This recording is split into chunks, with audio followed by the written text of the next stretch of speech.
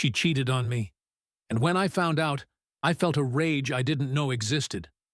My heart was pounding, my hands shook, but I didn't yell. I didn't scream. I waited. I watched. And what happened next changed everything. If you've ever been betrayed, gaslit, or taken for granted by someone you loved, hit that like button and subscribe. Today, you're about to witness a story where betrayal met calculated justice, and the result is unforgettable. My name is Jack. I'm 35. I've always been ambitious, disciplined, and hardworking. For months, I poured myself into a family business I started with a friend. Long nights, weekends, brainstorming sessions that bled into early mornings. My life became a blur of emails, phone calls, and strategy plans. My wife, Rana, is 32. She's smart, emotional, and deeply affectionate. She dreams of having children more than anything in this world. She craves attention from the people she loves and gives her heart fully. We had been together for 8 years, married for 5. For most of that time, our love felt like it could survive anything. We laughed until we cried, shared secrets in the dead of night, and supported each other's dreams. But life, as it does, started to pull us in different directions. Over the last 6 months, cracks appeared. My energy went entirely into the business. I wasn't the attentive husband I used to be. Rana complained, sometimes gently, sometimes sharply. She wanted attention, small gestures, reassurance. I wanted to give it, but I didn't have the strength. My mind was consumed by deadlines, profits, survival. The heartbreak ran deeper. Rana had a health condition that made conception extremely difficult.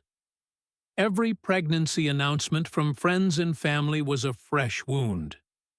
Every visit to her parents ended in tears, and whispered regrets about her chance at motherhood slipping away. I wanted to comfort her, but I couldn't. My love alone couldn't erase her pain. Then came the unease, the subtle shifts. She was busier than usual, leaving her phone unattended yet guarded, returning late from errands she hadn't mentioned. A text notification that disappeared too quickly. Laughter that sounded forced. I tried to ignore it. Maybe I was just tired. Maybe I was overthinking. But a gnawing feeling in my gut told me otherwise. Finally, I confronted her. Her confession came like a knife to my chest. She had been cheating on me. Someone she met on Tinder. The world shifted. My stomach turned. My hands went cold. Rage and disbelief collided in me. I screamed. I cursed. I shamed her with words I never thought I could say to someone I loved. And yet, beneath the storm of anger, a fragile tendril of love remained. Weeks passed in silence. I avoided her gaze, retreated into my own thoughts, and tried to make sense of what had happened. Eventually, therapy seemed like the only possible way forward. Then, the twist. Rana was pregnant. She ran to me from the bathroom, radiant, her eyes sparkling with a kind of naive joy that broke me further. "This is a miracle," she said, hugging me tightly. But inside me, there was nothing. No joy, no warmth, just a hollow uncertainty. I doubted the baby, I doubted her, I doubted the fragile scaffolding of our marriage. She swore the child was ours. A paternity test confirmed it. But confirmation didn't heal anything. Our marriage was a tightrope. I told her we couldn't be parents yet. She pleaded, her voice trembling, about the slim chances of conceiving, about dreams that could vanish forever. I gave her an ultimatum.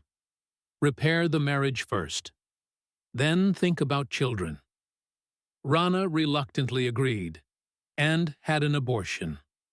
Watching her grief, Seeing the tears stream down her face felt like watching a part of my soul die. It was devastating, but I couldn't turn back. Therapy began. She tried to rebuild what had been broken, but every justification, every excuse, only deepened the fissure. My mind replayed her betrayal constantly.